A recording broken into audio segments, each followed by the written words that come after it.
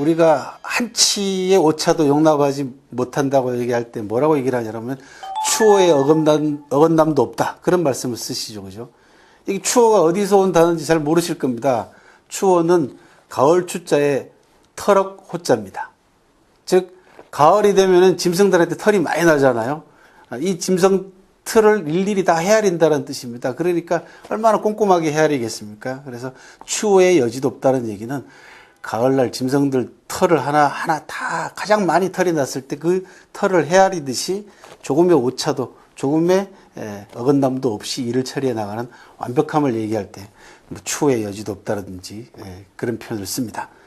비슷한 용어로 간불용발이라는 게 있습니다. 사이간자를 쓰는데요. 그 틈이죠. 그 틈에 머리카락 하나 허용할 틈도 없다는 얘기입니다. 이 얇은 머리카락 하나 삐집고 들어갈 만한 틈이 없다라는 말로 아주 완벽하거나 또는 아주 꼼꼼함, 세심함 이런 것들을 표현할 때 쓰는 말이 간불용발입니다. 여러분들은 고객의 미래와 보장을 준비해야 되는 그런 막중한 책임을 가지고 있습니다. 그러기 위해서는 간불용발할 수 있는 자세, 추후의 여지도 남기지 않는 완벽한 자세와 세심한 배려를 통해서 고객들을 관리하시고 고객에게 서비스를 하셔야 될 겁니다. 머리털 하나 들어갈 텀 없다라는 간불용발의 고사를 통해서 여러분들이 고객을 어떻게 대해야 되는가라는 자기 자신의 태도와 자세를 한번 점검해 보시기 바랍니다.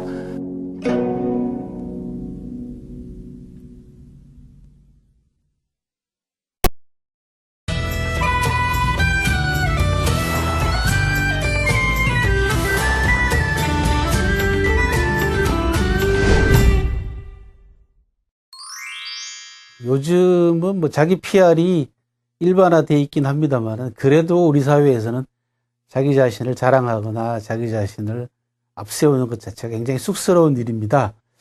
옆에서 다른 분이 좀 알아주고 다른 분이 추천해주거나 칭찬해주면 상당히 기분이 좋고 또 좋은 인재들을 뽑을 수 있거나 구할 수가 있는데 뭐 이런 전문적인 용어를 뭐 리크루팅이라고 그렇게 얘기를 하긴 합니다만은 이런 일들이 많아져야만이 조직이 활성화되고 또 사회나 조직이 좋은 조직으로 건강하게 발전할 수 있다고 생각을 합니다.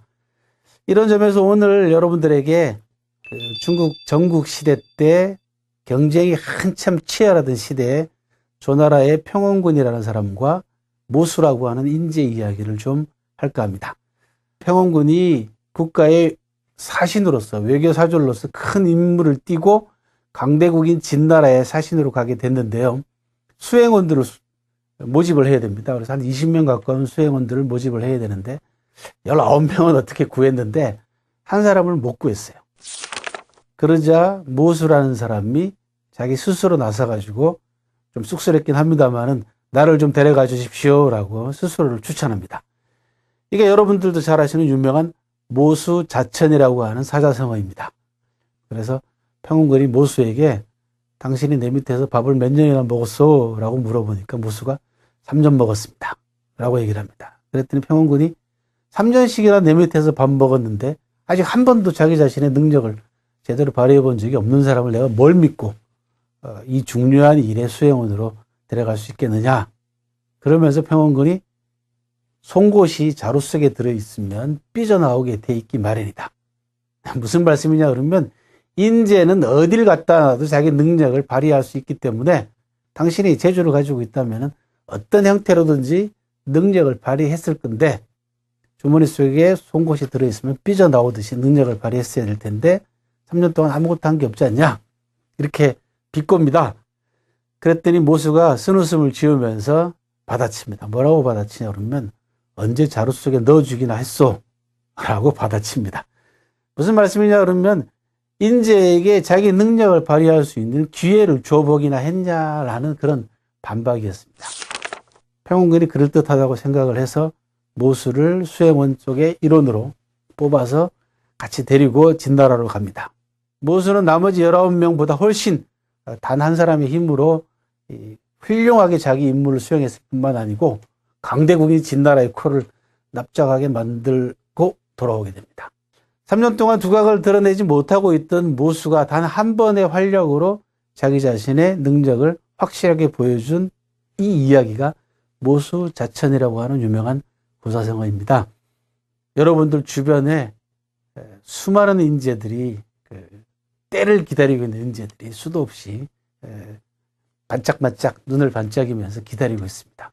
여러분들이 조금이라마 마음을 열고 그런 사람들을 보려고 한다면 얼마든지 여러분들 주변에서 뛰어난 인재들을 발굴해서 추천할 수가 있습니다. 이제는 그런 세상이 되어야 됩니다. 서로서로를 추천해서 좀 더 나은 조직으로 만들 수 있는, 그렇게 해서 다 같이 좋은 혜택을 누릴 수 있는, 그것이 결국은 고객에게 보다 나은 서비스로 돌아가는 그런 탄탄한 기반이 된다라는 그런 말씀을 드리고 싶습니다. 모수가 스스로를 추천하는 일이 없었으면 좋겠습니다. 모수자천이 던지는 의미는 사실은 씁쓸한 이야기입니다. 자기 자신을 추천하는 것이 아니라 정말 인재가 주변에서 수많은 사람들이 인재를 알아보고 수많은 사람들이 추천할 수 있는 그런 분위기로 갔으면 좋겠다라는 이야기. 모수자천이 던지는 오늘날 여러분들에게 던지는 소중한 메시지였습니다.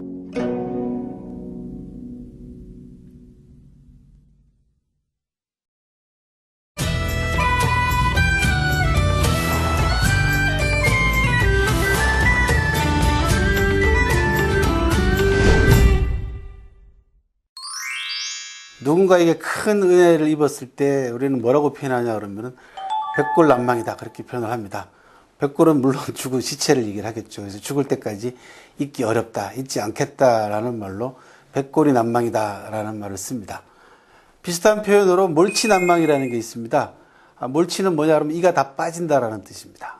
그러니까 나이가 들어서 이가 다 빠질 정도 되면 상당히 오랜 세월이겠죠. 그죠? 그래서 이것도 이렇게 마찬가지로 죽을 때까지 잊지 않겠다라고 하는 표현으로 백골난망과 비슷한 표현으로 몰치난망이라는 그런 표현이 있습니다. 좀 이가 다 빠진다니까 조금 그렇긴 합니다만 어쨌든 은혜를 잊지 않겠다라든지 뭐 거꾸로 다른 말로 다른 경우도 씁니다. 예를 들어서 원수지간에도 쓸 수 있는 말이겠죠. 그죠? 죽을 때까지 잊지 않겠다라는 건데, 여러분들은 고객들과 더불어서 이런 몰치난망하는 그런 관계를 형성하셔야 됩니다. 즉 여러분들이 고객에게 해주는 보장은 단순하게 그 고객 한 사람에게만 영향을 미치는 것이 아니라 고객의 가족, 나아가서는 고객의 후손들한테까지도 영향을 미칠 수 있습니다. 즉 여러분들이 제시하는 보장이야말로 고객들로 하여금 멀치난망할 수 있게 만드는 이런 자세가 필요하다는 얘기입니다. 평생 고객들에게 잊혀지지 않는, 즉 멀치난망의 대상이 여러분들이 되셨으면 합니다. 성공고전, 오늘은 여러분들이 고객에게 해줄 수 있는 보장이 얼마나 중요한 의미를 가지는가라는 부분에 대한 이야기를 멀치난망을 통해서 들려드렸습니다.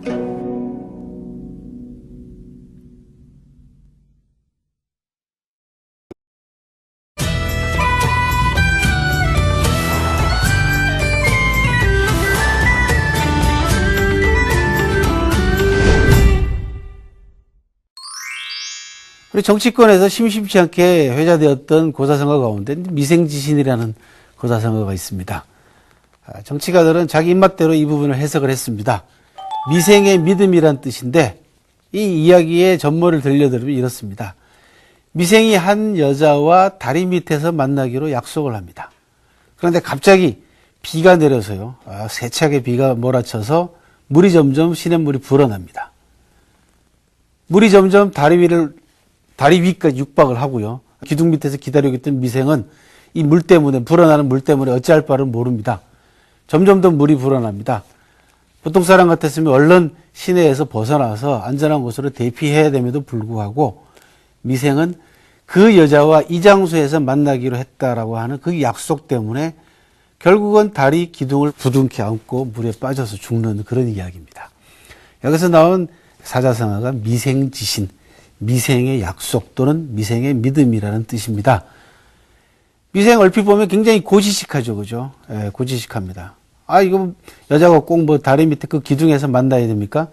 예, 오게 되면 기다렸다가 다리 위에서 만날 수도 있는 것인데, 이거를 고지식하다고 해석할 것인지, 안 그러면은 미생의 약속에 대한 철저함으로 해석할 것인지는 각자마다 다르겠습니다만은, 믿음을 먹고 사는, 또 믿음이 생명이나 마찬가지인 여러분들 같은 직업에 종사하시는 분들은 이 미생의 믿음, 약속은 고객과 지켜야 될 대단히 중요한 약속으로서 믿음 쪽에다 더 방점을 두고 강조점을 두고 이해하셔야 되지 않겠는가라는 생각이 듭니다. 고객과의 약속이야말로 고객의 믿음과 신뢰 형성을 위해서 가장 소중하게 생각해야 될 여러분들의 생명줄이나 마찬가지라는 점을 미생지시라는 고사를 통해서 여러분들한테 전해드리고 싶었습니다. 미생의 믿음 또는 미생의 약속, 고객과의 약속이나 마찬가지다라는 생각을 하고 여러분들 고객을 대하시길 바랍니다.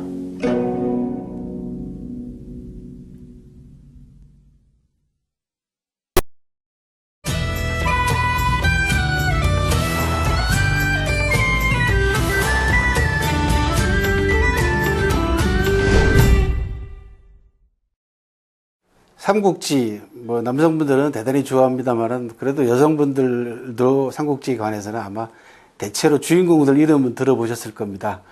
유비, 그 다음에 제갈량, 조조, 송권, 관우, 장비 이런 주인공들은 들어보셨을 텐데, 세 나라를 이끌어갔던 주인공들, 조조와 유비와 송권 이 세 사람 가운데 누가 가장 뛰어난 영웅일까?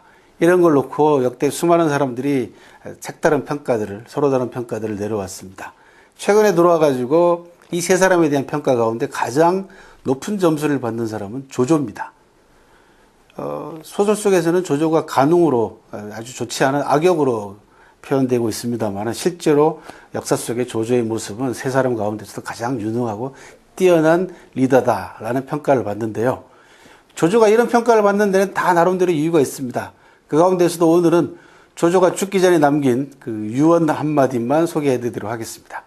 조조가 죽으면서요, 자기 무덤을 검소하게 하라고, 그걸 이제 박장이라고 얘기합니다. 조조는 굉장히 검소하게 박장을 유언으로 남기면서 자기가 생전에 쓰던 물건 하나하나까지를 일일이 다 이건 누구에게 주고, 이건 누구에게 주고, 이건 누구한테 남기고 아주 세심하게 배려를 합니다. 그 가운데서 재미난 게 뭐냐 그러면요, 자기가 쓰던 향을 자기 처첩들에게 나눠주라고 하는 분향의 고사를 남깁니다. 아주 세심하게 진짜 자기 물건 하나까지도 다른 사람들에게 나눠주는 그런 배려의 모습을 조조에게서 발견할 수 있는데요. 바로 이런 점이 조조를 세 영웅들 가운데서도 가장 뛰어난 영웅으로 평가받게 만드는 요소 가운데 하나입니다. 분향은 임종을 앞둔 사람이 가족을 염려하는 마음에서 나온 표현이긴 합니다만은 여러분들에게는 보장 준비라는 말로 바꿔서 해석할 수가 있습니다. 가족을 사랑하는 마음, 분향 조조의 유언을 통해서 고객들에게 가족 사랑의 기본인 보장의 의미를 전달해주는 그런 여러분들 한국 가족이 되시길 바랍니다. 향을 나눠주다, 분향 이야기였습니다.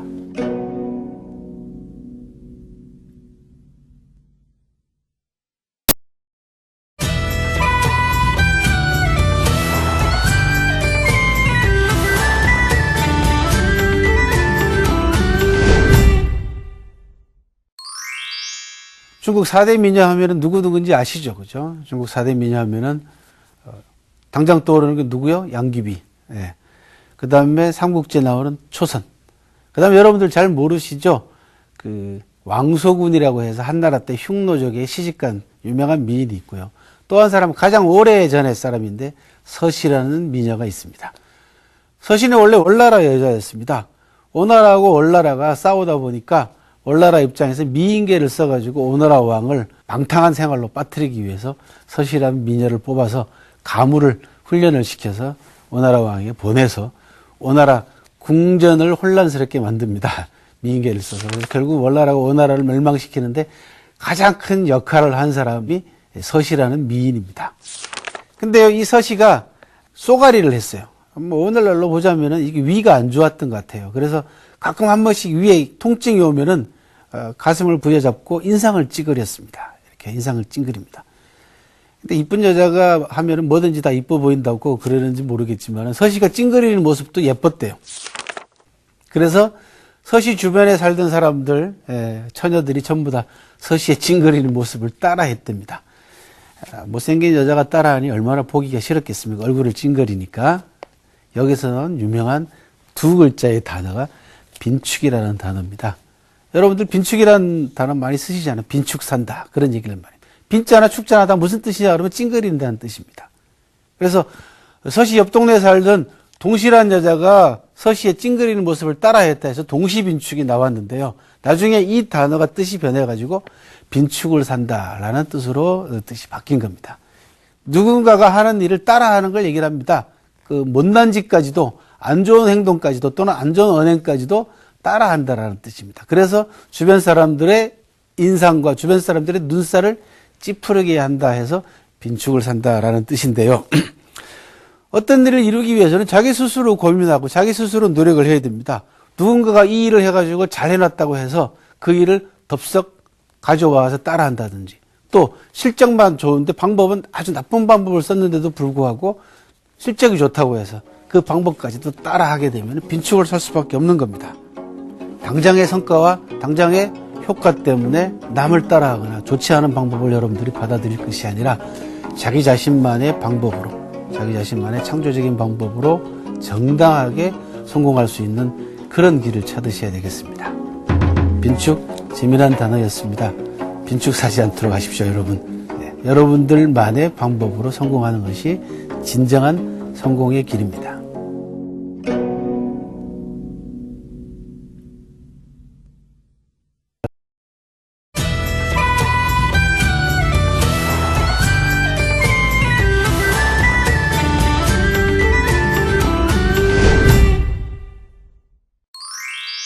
옛날 중국에 보면은 여동빈이라고 하는 도사가 있었습니다. 이 여동빈이라는 사람이 동굴 속에 오랫동안 들어가서 산속 깊은 곳에서 오랫동안 수련을 한 끝에 마침내 득도를 합니다. 그래서 신비한 그 도사로서 갖춰야 될 도수를 몸에 익히고 산속에서 내려오게 됩니다. 여동빈이 내려오다가 아주 멀끔하게 잘생긴 청년한 사람을 만납니다. 여동빈이 자기 도술도 실험해 볼 겸 또 당장 자기가 득도하고 보니까 제자를 두고 싶었습니다. 그래서 여동빈이 젊은이에게 여보게 젊은이 내가 지금 저 바위를 황금으로 만들어 줄 테니까 그 황금을 가지고 내 제자가 되는 게 어떻겠는가 이렇게 얘기를 합니다. 그리고는 자기 손가락으로 도수를 부려서 바위를 황금으로 만듭니다. 자, 황금 가지고 내 제자가 되는 게 어떻겠나 라고 물어봅니다. 근데 놀랍게도 이 젊은이가 거절을 합니다. 나 실소. 뭐 해줄까? 저 더 큰 바위를 황금으로 만들어줄까? 이렇게 얘기를 합니다. 그랬더니 그것도 실소. 여동빈이 그럼 뭘 가지고 싶은가? 그랬더니 당신 그 손가락을 주시오. 라고 얘기를 했답니다. 바위를 황금으로 만들 수 있는 그 손가락을 달라는 얘기죠. 실제로 이 이야기의 끄트머리는 여동빈이 화가 나가지고 그 젊은이를 야단쳐서 쫓아보내는 걸로 끝납니다. 하지만 가만히 이 이야기를 들여다보게 되면은 어떠한 일이든지 간에 근본이 중요하다라는 얘기를 들려주는 의미, 그 점을 우리들에게 시사하는 아주 재미난 이야기입니다. 그렇지 않습니까? 손가락, 황금을 만들 수 있는, 즉, 황금알을 낳는 거위가 중요하지 황금알 자체보다는요. 이 거위를 갖고 있는 사람이 훨씬 더 부유한 사람이고 부자가 아니겠습니까?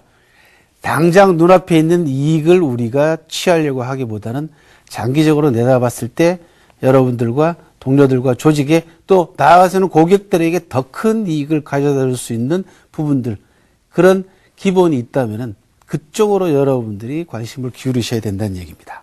그래서 옛날 사람들은 뭐라고 얘기하냐 그러면 시약, 불려, 시방 이렇게 얘기를 합니다.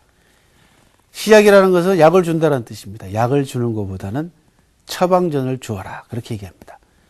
당장 그 약을 먹고 나을 수 있을지 모르지만은 면역을 가질 수 없고 또 나아가서는 자기 스스로의 병을 자기 스스로 고칠 수 있는 그런 처방전을 내려줘야만이 근본적으로 병을 고칠 수 있는 치유 방법이 된다는 얘기입니다. 시약, 불려, 시방을 여러분들과 함께 여러분들이 하고 있는 일에다가 접목을 시키자면 이렇습니다. 당장 어려움에 처해 있는 고객에게 약을 주듯이 급하게 당장 나을 수 있는 약, 이럴 경우에 약은 대부분 다 독한 약이 대부분입니다. 나중에 하루 이틀은 나을지 모르지만 또 근본적인 대책을 마련하지 않으면 점점 더 병이 악화되는 겁니다. 그래서 당장 어려운 처지에 놓여 있는 고객들을 도와주는 것도 중요하지만은 길게 내다봤을 때 여러분들의 고객들에게 여러분들이 더 큰 또 더 나은 보장을 해줄 수 있는 그런 방법들을 강구하는 것이 여러분들한테 주어진 FC로서의 사명감 중에 하나가 아닐까 이런 생각을 합니다. 고객들을 대할 때 치약, 불려, 시방 이 고전 꼭 잊지 말고 명심하시길 바랍니다.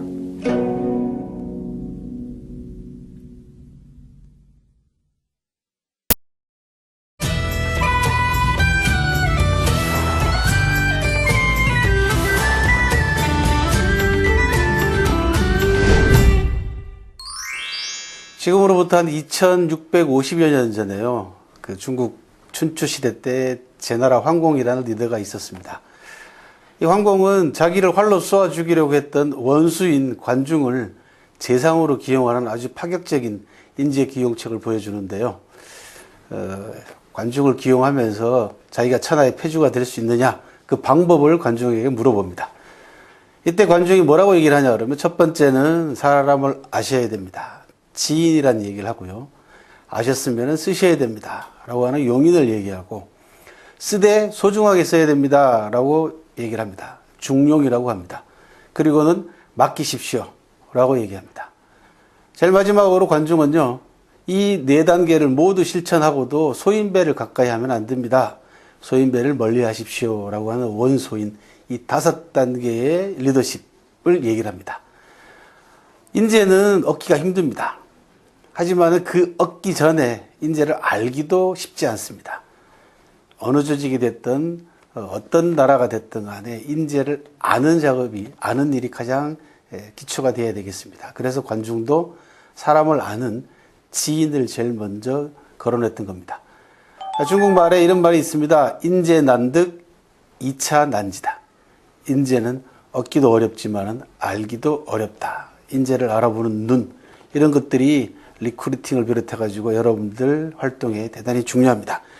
후보자들을 여러분들이 대할 경우에 리크루팅 시 인재를 대할 때 선입견을 갖는다든지 그 사람의 외모라든지 그 사람의 말투라든지 이런 것들을 벗어나서 그 사람이 가지고 있는 내면의 세계, 그 사람이 가지고 있는 진정한 가치를 알아볼 줄 아는 지인의 능력 이런 것들이 좋은 인재를 얻을 수 있는 기본적인 태도가 되겠습니다.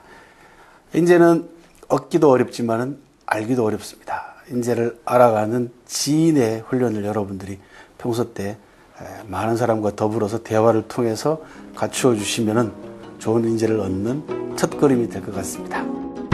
인재 난득 2차 난지. 인재는 얻기도 힘들지만 알기도 힘들고 어렵다라는 성공 고전 이야기였습니다.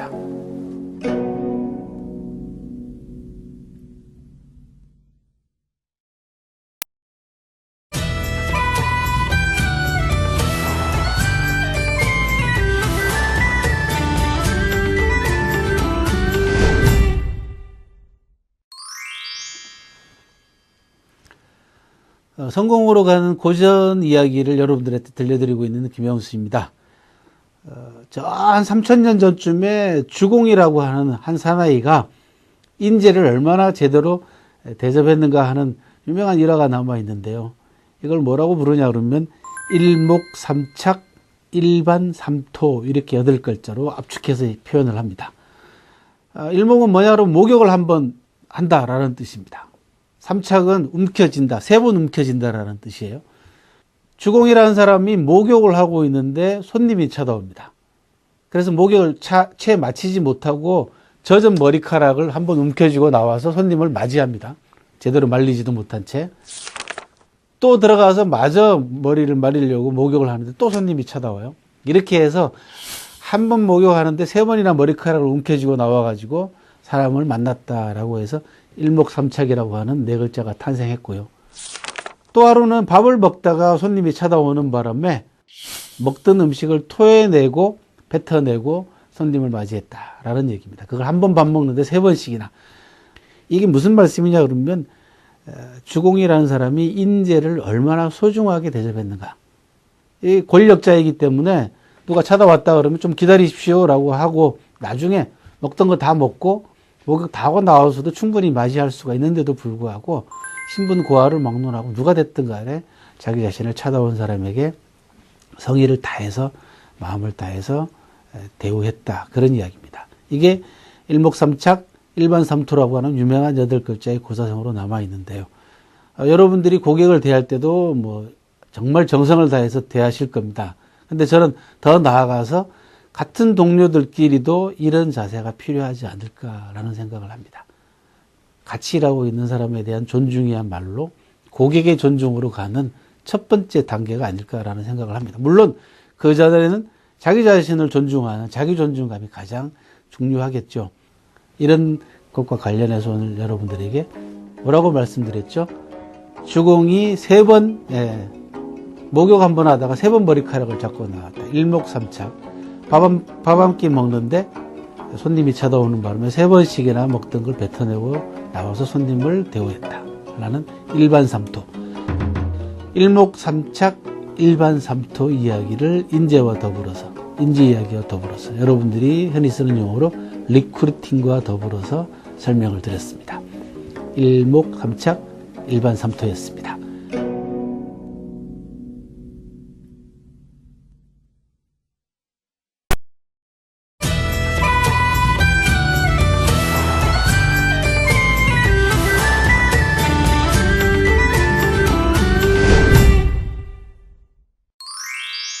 지난번 언젠가 제가 모수자천 이야기 말씀을 드렸습니다.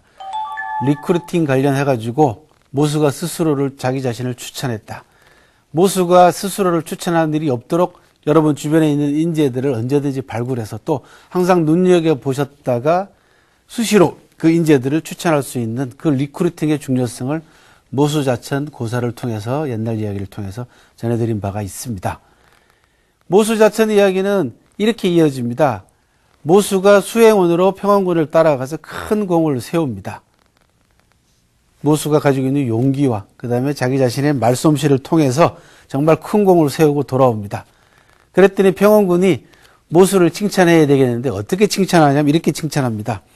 모수의 말 한마디가 가마솥 9개보다 더 무겁구나.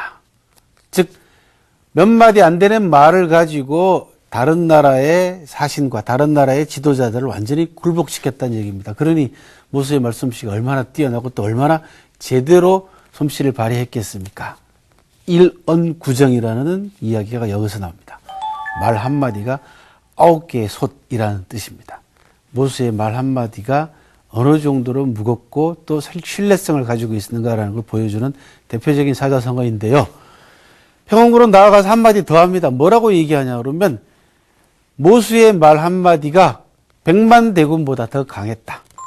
자칫 잘못했다가는 백만대군이 쳐들어올 뻔했는데 모수가 말 한마디를 가지고 다른 나라와의 전쟁을 막았기 때문에 모수의 말 한마디가 백만대군보다 더 강하다라는 그런 말로 모수의 한마디를 칭찬했는데요. 말은 한마디 한마디가 다 중요합니다. 말의 중요성은 특히 여러분들처럼 대부분을 말로써 고객을 설득해야 되는 직업에 있어서 이 말은 여러분들의 생명줄이나 마찬가지입니다. 그런 점에서 고객들을 만나고 고객들의 미래를 준비를 할 때 어떤 말을 어떻게 골라서 써야 될지 대단히 중요한 그 여러분들이 가지고 있는 그 스킬이자 또는 사명감 가운데 하나입니다. 말에 책임을 질 수 있는 또 자기 말의 신뢰를 늘 얻을 수 있는 말을 그래서 가려할 수 있는 또 그 말을 적절한 단어를 구사를 해서 고객들을 설득시킬 수 있는 말의 신뢰성과 말의 무게에 관한 이야기를 이런 구정이라고 하는 고사를 통해서 여러분들에게 들려드렸습니다. 믿을 신자 여러분들 글자 한번 써보십시오. 사람 말이란 뜻입니다. 사람 말에는 반드시 믿음이 있어야 된다라는 뜻입니다. 여러분들 말씀도 모수의 이런 구정처럼 무게와 신뢰를 가지시기를 바랍니다.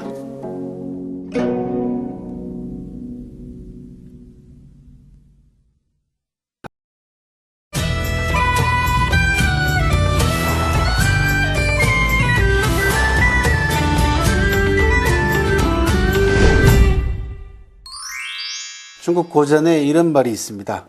발이 차면 심장이 상하고 백성이 원망하면 나라가 상한다 라고 하는 구절이 있습니다.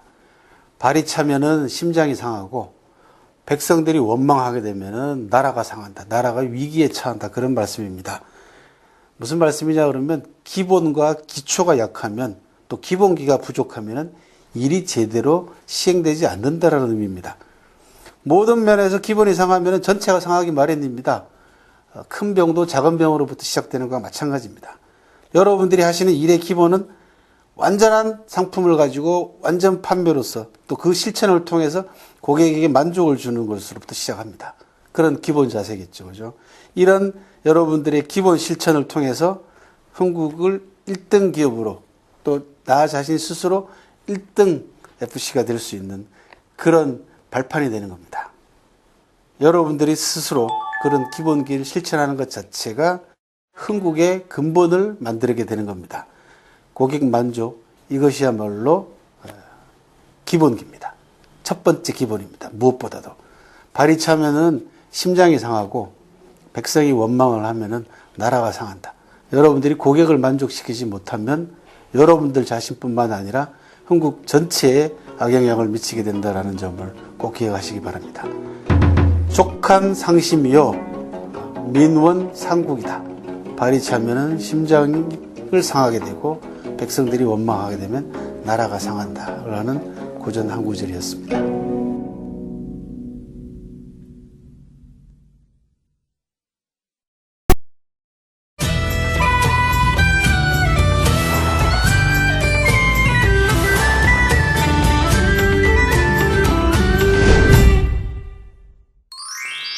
보석하면 여러분들 무엇이 제일 비쌉니까? 요즘은 뭐 다이아몬드 이런 얘기 합니다. 옛날에는요 옥이 가장 귀중한 보석이었습니다. 그래서 옥을 사이에 놓고 귀중한 옥을 차지하기 위해서 전쟁까지 벌어질 정도로 옥을 중시했습니다. 그러다 보니까 이 옥이 아주 귀한 인재를 비유할 때도 옥을 사용하기도 합니다. 그래서 흔히 인재를 얘기할 때 옥을 캔다 또는 옥을 다듬는다 그런 얘기를 합니다. 왕충이라는 학자가 이런 얘기를 했습니다. 최옥자 파석바록이요 선사자 기약취선이다. 좀 어려운 말이긴 합니다만은 무슨 뜻이냐 그러면 옥을 캐는 사람은 돌을 깨고 그 안에서 옥을 끄집어내고 사람을 인재를 기용하는 사람은 그 단점을 버리고 장점만 취한다라는 그런 유명한 말을 남겼습니다. 자, 옥이라는 게 뭐 온전한 형태로 발견되거나 발굴되는 건 아니지 않습니까? 다른 돌하고 같이 붙어 있습니다.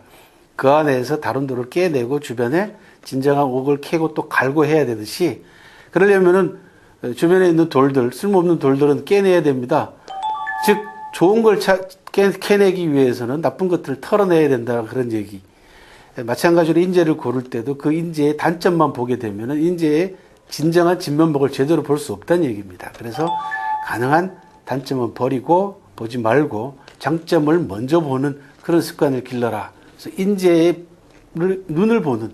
즉 여러분들 리크루팅 할 때 저 사람이 외모라든지 저 사람이 목소리라든지 저 사람의 말투라든지 이런 걸 단점을 흠잡아 가지고 리크루팅에 실패하는 경우들이 많습니다. 여러분들 주변의 인재들 옥 같은 인재들 수두룩하게 널려 있습니다. 여러분들이 마음을 또 여러분들 자세를 어떻게 가지느냐에 따라서 인재를 제대로 볼 수 있느냐 없느냐가 결정됩니다. 한국가족 여러분들은 진짜 옥을 볼 수 있는 그런 눈을 가진 그런 인재들이 되시기를 바라겠습니다. 옥을 꺼낼 때는 먼저 주변에 있는 돌을 끼어내듯이 사람을 고를 때는 단점보다 장점을 먼저 봐라. 그런 왕충의 이야기였습니다.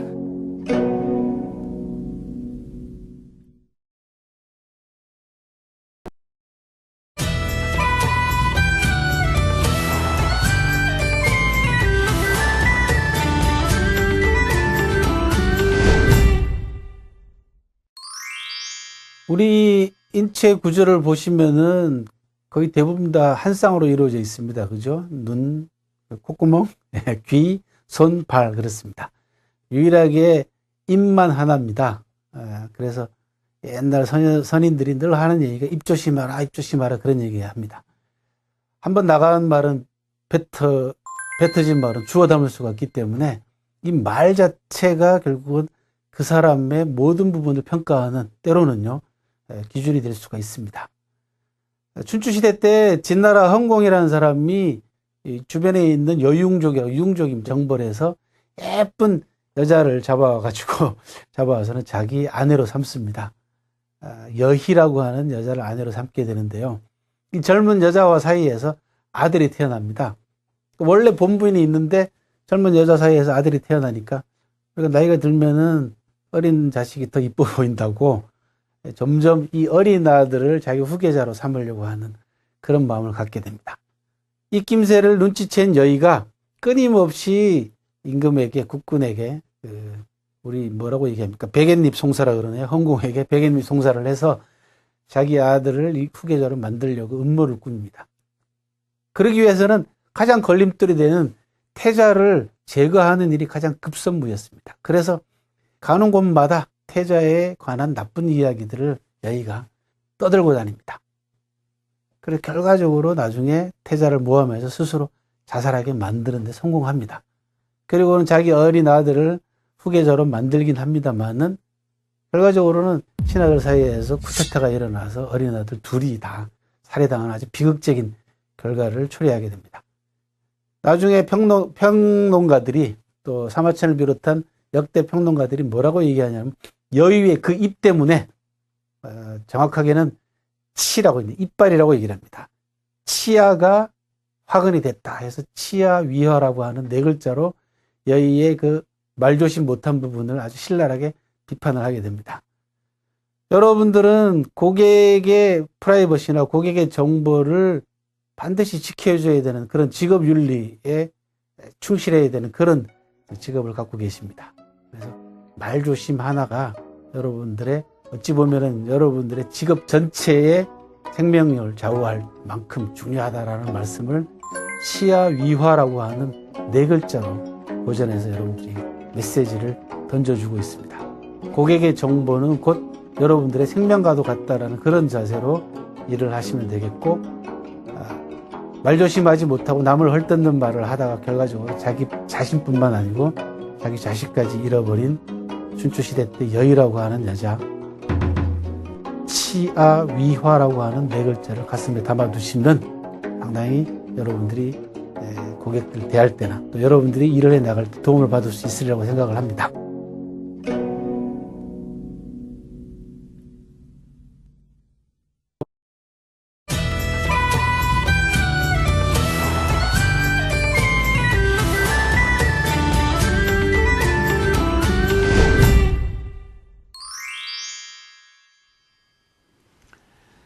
안녕하십니까, 한국 가족 여러분. 혹시 여러분들 팀 가운데 어제 회식한 팀 계세요? 영업 성과가 좋거나 좋은 일 있으면 모여서 밥을 드시죠. 모일 회자, 먹을 식자 또는 밥 식자, 모여서 밥 먹자라는 뜻이 회식입니다. 근데 잘 모르시겠지만 이 단어가 제가 공부하고 있는 사마천 사기에 나오는 단어입니다. 사기에서 이 단어가 두 번이나 나오는데요. 그 한나라 시대 때 명장이었던 한신이라는 사람이 조나라 군대하고 싸우기 전에 아침에 그 부하 병사들을 모아놓고, 야, 오늘 한나절 만에 조나라 군대를 깨버리고 모여서 밥 먹자라고 얘기를 합니다. 깰 파자, 조나라 조자, 파조, 그 다음에 회식, 이렇게 얘기를 합니다. 정확하게 네 글자는 파조 회식입니다. 조나라를 깨고 밥을 먹자. 병사들이 반신반의했습니다. 언제 한나절 만에 언제 조나라 병사를 깨고 밥을 먹잔 말이냐. 그런데 한신이 시키는 대로 따라 했더니 정말 조나라 군대를 한나절 만에 다 깨부시고 저녁 때 모여서 밥을 먹었습니다. 파조 회식, 여기에서 나온 단어가 회식이란 단어입니다. 성과 없이 드시면 안 됩니다. 조나라를 깨고 밥을 먹었지 않습니까? 그러니까 반드시 뭔가 성과가 있어야 되는데, 이렇게 재미난 단어들이 고전에 많이 나옵니다. 오늘 여러분들한테 소개할 단어도 바로 이런 회식과 비슷한 유형의 단어인데요. 알고는 있는데, 쓰고는 있는데 어디서 나왔는지도 정확하게 무슨 뜻인지는 모르는 단어들이 꽤 많아요. 여러분들한테 소개할 단어는 추호라는 단어입니다.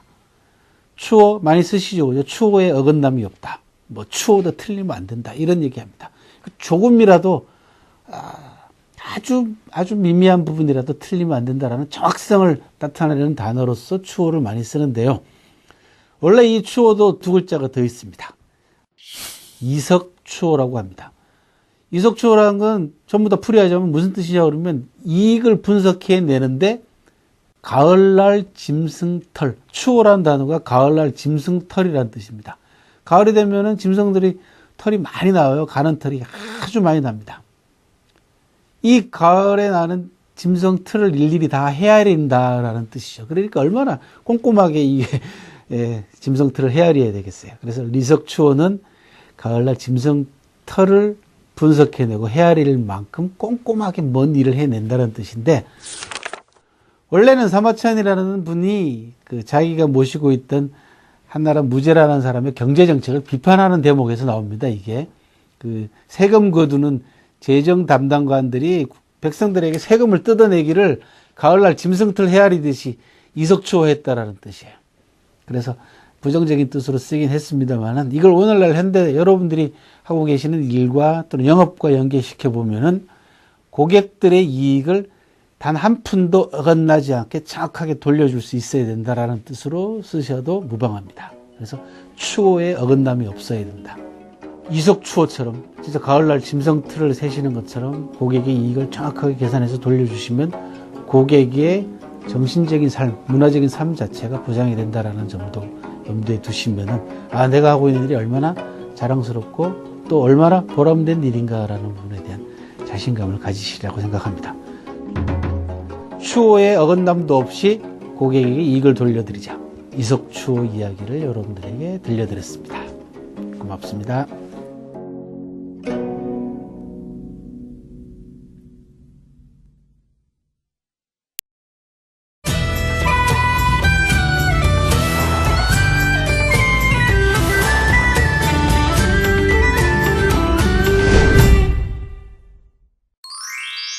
끊임없이 여러분들 배우시죠. 평생 배워야 된다라고 얘기를 합니다. 배울 게 너무 많습니다. 근데 배우면 배울수록 여러분들 그런 말씀들 많이 하십니다. 참 어렵다. 내가 너무 모자람을 느낀다. 고전에도 이런 구절이 있습니다. 학연후 지부족이다. 배우고 나니까 내가 얼마나 부족하다라는 것을 알게 된다는 얘기입니다. 제대로 배운 사람들이 하는 이야기입니다. 제대로 배우지 못한 사람들은 어떡합니까? 조금만 배운 거, 조금만 지식 가지고도 거들먹거립니다. 정말로 제대로 배우면 배울수록 깊이가 더해간다는 걸 알 수가 있습니다. 배우면 시작은 있지만 끝이 없습니다. 진정한 고수는 늘 어렵다고 부족하다는 것을 아는 것이 진정한 고수입니다. 조금 잘한다고 해서 자만하시지 말고 배워서 부족함을 깨닫고 발전하시기 바랍니다. 맛난 음식도 먹어보지 않으면 그 맛을 알 수 없고요. 지극한 이치나 도리라도 배우지 않으면 좋은 줄 모릅니다. 따라서 배워보고 난 다음에 모자람을 알고 가르쳐보고 난 다음에 어려움을 알게 되는 겁니다. 아는 것이 부족하다는 것을 알면 스스로를 돌아보게 되고 어려움을 알면 강한 사람이 됩니다. 이것이 배움의 기본적인 자세고 여러분들이 보다 나은 FC로 갈 수 있는 첫 걸음 가운데 하나가 되겠습니다. 학연후 지부족이었습니다.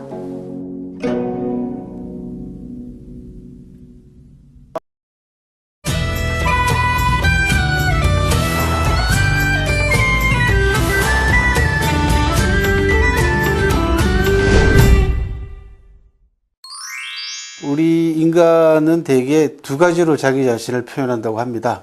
하나는 말이고요. 하나는 행동이겠죠. 그죠? 그래서 늘 이 말과 행동이 일치하느냐, 일치하지 않느냐는 문제를 가지고 사람을 평가합니다. 대단히 기본이 되는 평가 기준이 되겠죠. 당연합니다. 그 사람의 말이 얼마나 진정성을 가지고 있는가라는 부분은 그 사람이 내뱉은 말을 어떻게 얼마나 실천으로 옮기느냐에 따라 가지고 한 사람에 대한 평가가 달라지는 것과 마찬가지입니다. 중국 고전에 이런 말이 있습니다. 행필선인이요, 언필후인이다. 행동은 다른 사람보다 앞서서 먼저 하고 말은 다른 사람보다 뒤에 하라, 늦게 하라 라는 뜻입니다. 즉 행동이 말보다 앞서라는 얘기입니다. 굉장히 어려운 이야기이긴 합니다만은 여러분들은 이 실천 덕목이야말로, 고전의 이 덕목이야말로 여러분들의 가치를 높이 평가받을 수 있는 중요한 기준이 됩니다. 하다못해 여러분들 어디까지는 가셔야 되냐면 언행은 일치해야 된다, 그런 얘기입니다. 말하고 행동이 일치할 수 있는 것. 말보다 행동이 앞선다는 것은 일에 있어서 실천의 중요성을 강조하는 말입니다. 말과 행동 이 둘이 적절하게 조화를 이루면서 여러분들이 고객을 대할 때 고객이 여러분들에게 강한 신뢰감을 보내는 겁니다. 말만 번지르르하게 해서 상품을 고객들에게 제공하고 서비스하는 그런 일보다는 그 상품과 여러분들의 말과 그리고 여러분들이 고객들에게 보여주는 실천적 행동이 삼위일체를 이룰 때 그러기 위해서는 여러분들의 자세로서 행필 선인이요 언필 후인이다라는 이 고전 구절을 꼭 기억하시기 바랍니다. 행동은 남보다 먼저, 말은 남보다 조금 늦게 하십시오.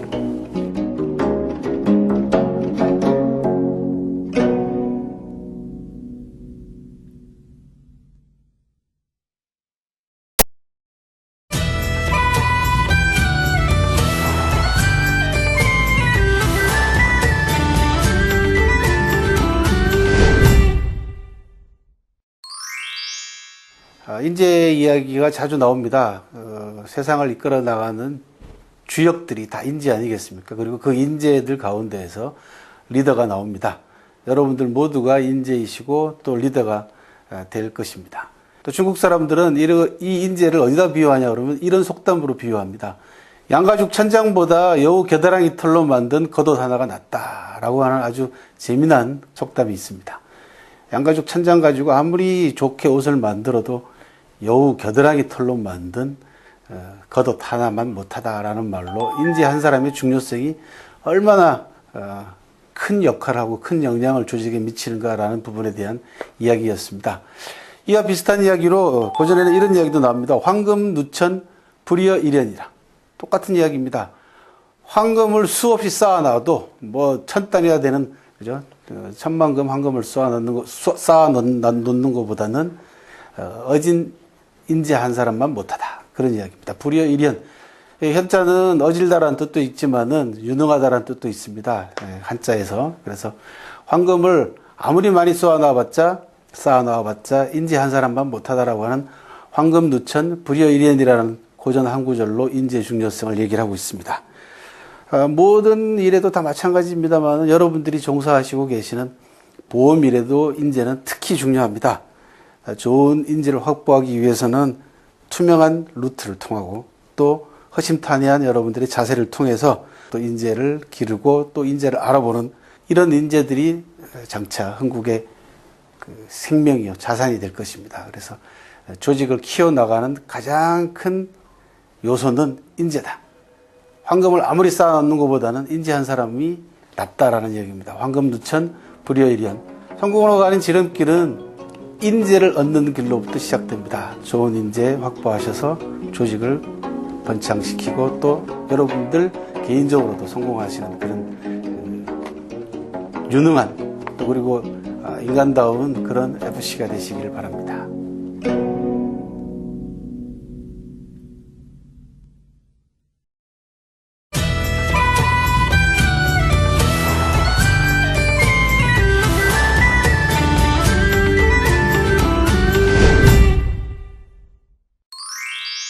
소동파라는 사람은 자연과 더불어서 시를 많이 썼던 사람입니다. 송나라 때 유명한 시인이죠. 문장가이자. 이 소동파가 흉류 성죽이라고 하는 아주 재미난 사자성어를 남겼습니다. 가슴 속에 대나무가 있다. 그런 뜻입니다. 가슴 속에 대나무가 자라고 있다. 이런 뜻인데요. 재미난 일화가 있습니다. 문동이라고 하는 화가가요. 나무 가운데에서도 대나무를 참 잘 그렸던 그런 인물인데요. 이 사람이 대나무를 그리는 스타일이 어떤 식으로 그리냐 그러면 뭐 붓과 그 다음에 먹을 갖다 놓고 구상을 해가지고 차분하게 이렇게 뭐 정성을 들여서 그리는 게 아닙니다. 바로 앉으면은 한 붓으로 붓에 일필휘지 해가지고 바로 대나무를 그려내는 그런 재주를 갖고 있는데 이 대나무 그리는 경지를 새로운 경지로 끌어올린 그런 인물로 평가를 받고 있습니다. 소동파는 뭐라고 얘기하냐 그러면 이렇게 얘기합니다. 그 스타일에 대해서 대나무를 그리려면 먼저 마음속에 대나무가 있어야 한다. 그런 뒤 거침없이 그림을 그려서 그 영상을 쫓는다라고 하는 그런 말로 문동의 대나무 그리는 스타일을 표현을 했는데요. 문동이 거침없이 단숨에 대나무를 그릴 수 있는 가장 큰 이유는 뭐냐 그러면 관찰입니다. 사계절 변화는, 즉 봄에 대나무는 어떤 모양이고 어떤 색깔을 가지고 있으며, 눈이 내릴 때 대나무는 어떤 모양이고, 비가 내릴 때, 바람이 불 때는 대나무가 어떤 모양인가를 끊임없이 관찰하고 그것을 가슴속에 담아뒀다가 바로 풀어내는 겁니다. 그러다 보니까 대나무도 기운차고 대나무의 모습을 제대로 그 철에 맞게끔 그려낸 겁니다. 일의 성공을 위해서는 몰입과 집중이 얼마나 중요한가라는 부분을 얘기해주는 그런 고전의 한 구절로 여러분들이 이해하시면 되겠습니다. 한국가족 여러분들은 고객과 관계된 일에 관해서는 정말 몰입과 정성, 그리고 고객들의 끊임없는 관심과 관찰을 통해 가지고 고객들을 여러분들 가슴속에 담아두는, 즉 대나무가 곧 여러분들의 고객이라는 자세를 가지고 흉유성죽이라고 하는 이 고전 한 구절을 떠올리시면 좋겠습니다.